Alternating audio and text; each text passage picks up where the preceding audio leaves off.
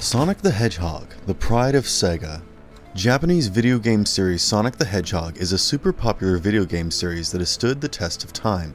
Mortal Kombat, Super Street Fighter, Beyond Oasis, and, of course, Sonic the Hedgehog are some of the biggest names existing under Sega.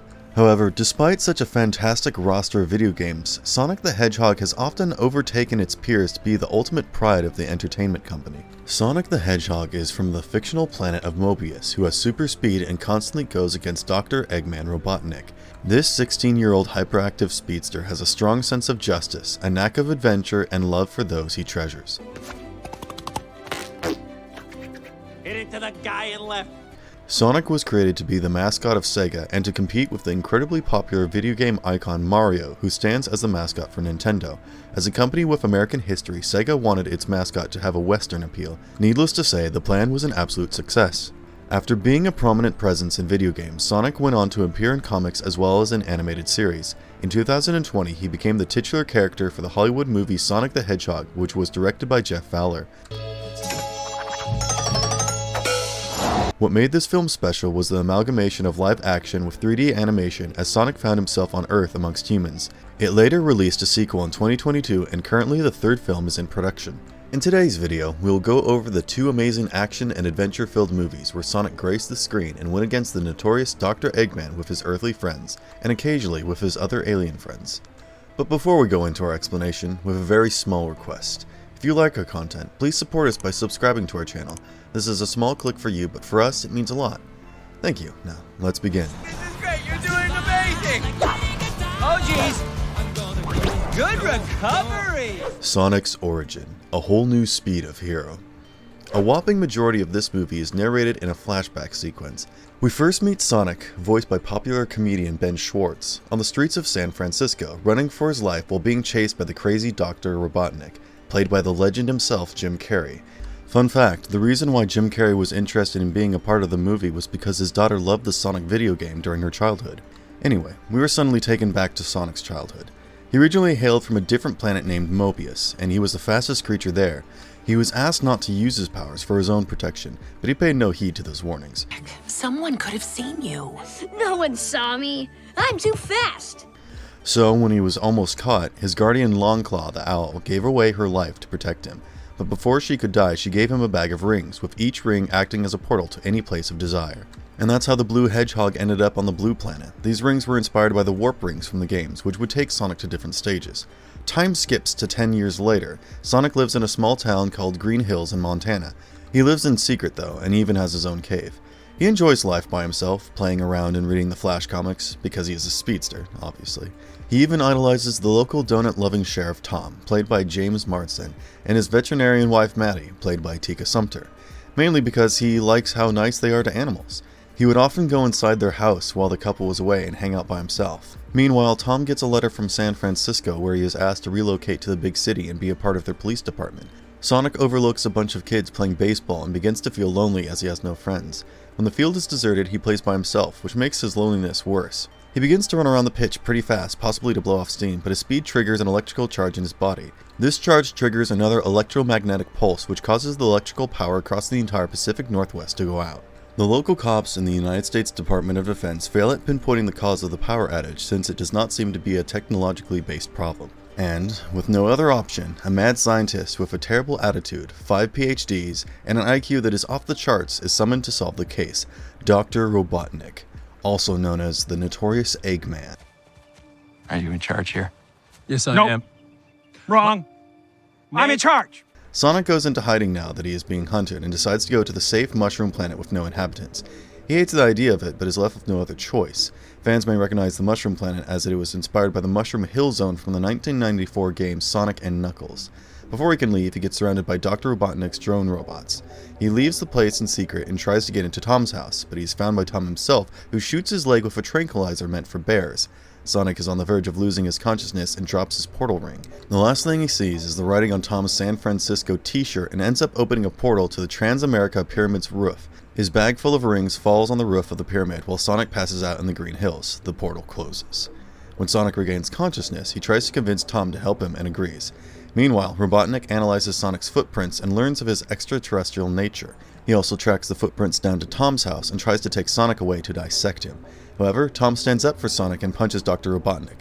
The two of them soon get into a car and escape while the doctor labels Tom as a domestic terrorist. Sonic ends up convincing Tom to take him to San Francisco to get his bag of rings back. That night, Sonic and Tom go to a bar where Sonic bonds with his new friend and engages in a lot of fun activities from his newly created bucket list, such as starting a bar fight.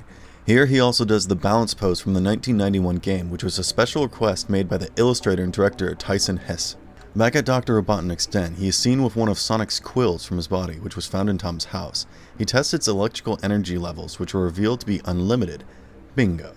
The next day, he sends a big robot drone behind Sonic and Tom. Sonic fights them off using his speed and electrical charges, but when one robot is destroyed, another smaller one comes out from inside it.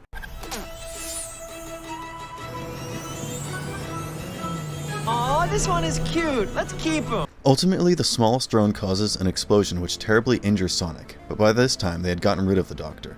Tom takes an injured Sonic to Maddie, who is in her sister's house. Here, Sonic also bonds with Maddie and her niece JoJo, and later sets off to San Francisco with Tom and Maddie. They go to the roof of the Transamerica Pyramid with help from Tom's license as a cop, and Sonic retrieves his portal rings. However, before he can escape to the mushroom world he hates, Dr. Robotnik arrives with his robots. Sonic pushes Tom and Maddie from the building and, via portal, sends them back to Green Hills while he battles the crazy Doctor in San Francisco. What makes the fight crazy is that Robotnik has used the power from Sonic's quill to gain speed and energy for his inventions, so he is now able to keep up with Sonic's speed. They race, going through several portals that Sonic creates and ultimately have a showdown in Green Hills. The residents of the town arrive to back up Sonic, but Sonic gets badly injured once again. However, when Tom acknowledges him as his friend, which is something Sonic always wanted, he regains his strength and powers up. Electrical charges course through his body, and he absorbs his own power back from the quill in Robotnik's possession. Ultimately, Sonic uses his spin attacks and sends Robotnik to the Mushroom Dimension, oblivious to Robotnik having taken the quill with him to the mysterious planet. In the end, Tom and Maddie decide to stay back in Green Hills and adopt Sonic. However, Dr. Robotnik keenly works on getting back on Earth to defeat Sonic using his brains and a quill, while a two-tailed fox arrives on Earth via a ring portal in search of Sonic. And the movie ends.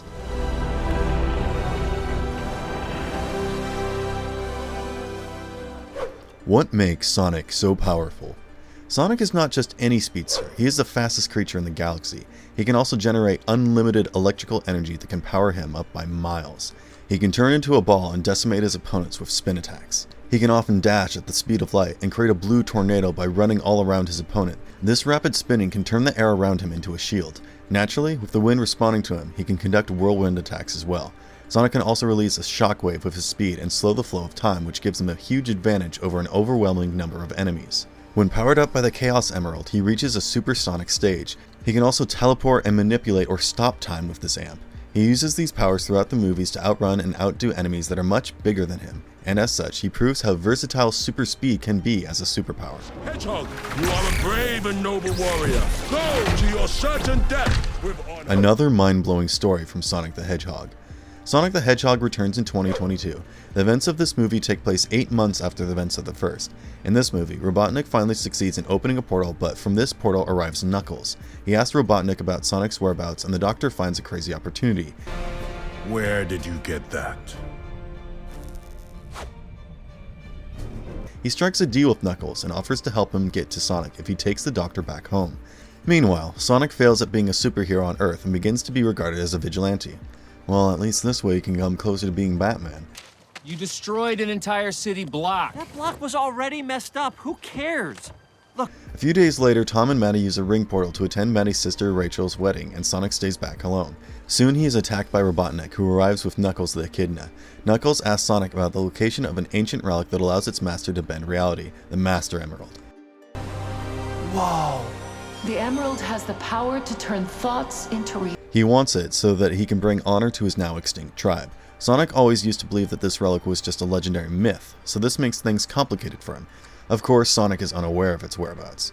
He is suddenly saved by Tails, the two-tailed fox, who can fly by turning his tails into a propeller. They drive away in a car and Sonic learns of how Knuckles believes that Sonic is the key to the emerald. Suddenly, Knuckles appears and attacks them, but they escape again. Dr. Robotnik also arrives at the scene and surrounds Knuckles with his drones. Dr. Robotnik's real intention was to use Knuckles to get Sonic and harness his power, but now, without Sonic, he shifts this fixation towards Knuckles. However, both of them primarily wanted Sonic, so they decide to join hands since they have the same goal. Grip each other's hands tightly. Whoa, whoa, whoa! Sonic takes out a map given to him by Longclaw the Owl. Suddenly, a hologram of the owl appears, and she tells him how she used to protect the Master Emerald from evil. Since she wasn't alive anymore, she was giving this responsibility to Sonic, and as its protector, Sonic has to follow the map and retrieve the emerald. On the other hand, Knuckles wants the emerald to revive his extinct clan, while Dr. Robotnik's true interest lies in using the emerald for his selfish reasons. That wasn't the deal! Oh, you poor knight. He traces Sonic's text after hacking his phone and learns that he is in Siberia with Tails. The next day, Sonic and Tails travel across the mountains to a cave where they find an owl-shaped door. Here they also learn the lore behind the Master Emerald. Long ago, 7 warriors condensed their individual strengths into the Master Emerald, birthing a power so strong that any possessor of the emerald could defeat armies all by themselves. The owls realized how disastrous it would be if the power fell into the wrong hands, which is why they took up the responsibility to protect the relic. Sonic notices symbols similar to the ones on his map and arranges them accordingly. This helps him get a compass to reach the Master Emerald. This means that although he has done the work, someone else will get easier access to everything. And so Sonic finds himself and Tails surrounded by Dr. Robotnik's drones and Knuckles. It becomes difficult for him to go against so many of them at once, and he ends up losing his bag of rings. He is then cornered by Knuckles, and they engage in a conversation right in the heat of the moment. Seems like both of them have experienced similar lives where they lost their loved ones. Everything that day. Goodbye, Sonic. Suddenly, Dr. Robotnik attacks Tails and takes the compass away from Sonic. Sonic prioritizes his friend over the compass, which shocks Knuckles. To make matters worse, an avalanche arrives out of nowhere and becomes another obstacle in Sonic's path. Sonic immediately calls Tom and asks him to use the portal ring that he had to save them, and the plan works out. But it is revealed that the groom and the wedding guests of Rachel's wedding, Maddie's sister, were undercover agents. They capture Tom, Sonic, and Tails, thus prompting Maddie and Rachel to team up and find Tails' bag. Using his high-tech gadgets, they rescue the 3 of them.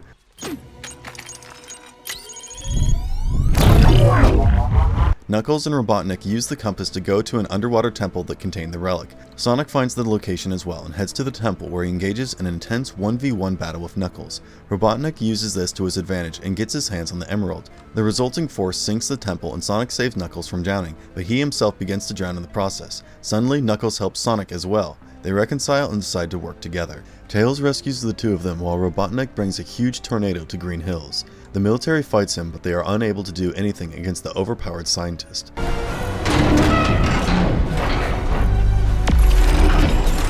He creates a huge robot with his new powers, which is too powerful even for Sonic, Knuckles, and Tails combined. Ultimately, Tails goes inside the robot to confuse it, while Knuckles punches the emerald out of it, depowering Dr. Robotnik. Tom and Maddie arrive to rescue them, but Robotnik uses his own technology to light a fire around them. Ultimately, Sonic uses the emerald and goes supersonic. He defeats the robot and pledges to protect the emerald with Tails and Knuckles. In the end, all of them begin to live with Tom and Maddie. On the other end, it is revealed that Shadow the Hedgehog has been uncovered from an old research facility, which sets the premise for the 3rd movie, which is now in production.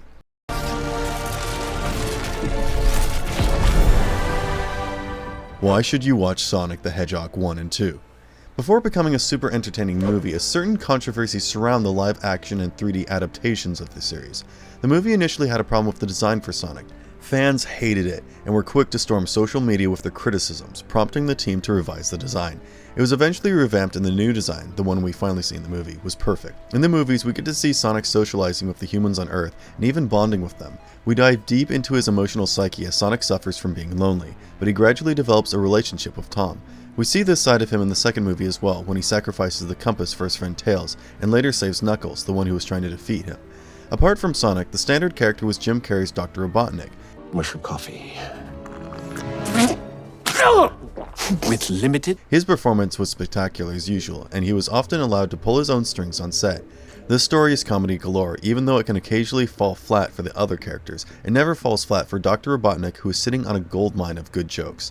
Apart from that, there's even a joke about getting punched and it being awesome, which is a direct reference to the classic 2000s chick flick Mean Girls.